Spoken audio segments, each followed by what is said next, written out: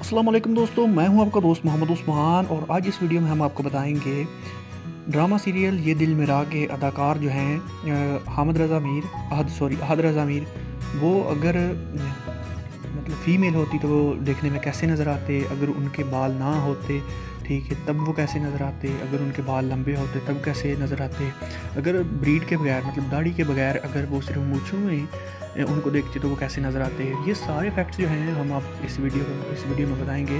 उसके बाद सज्जल अली के बारे में हम आपको बताएंगे कि अगर वो मेल होती तो उनकी लुक कैसी होती, ठीक है।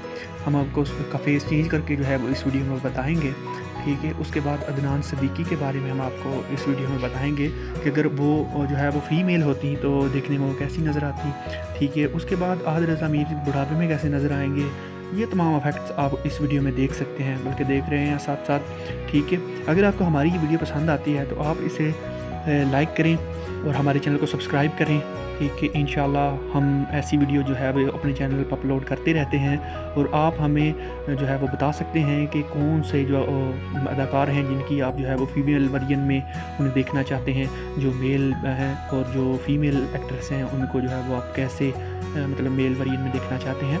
आप उनका नाम जो है वो हमें कमेंट बॉक्स में भेज सकते हैं। हम इंशाल्लाह अगली वीडियो जो है वो उन्हीं अदाकार के जो है वो फेस चेंजिंग पे बनाएंगे, ठीक है।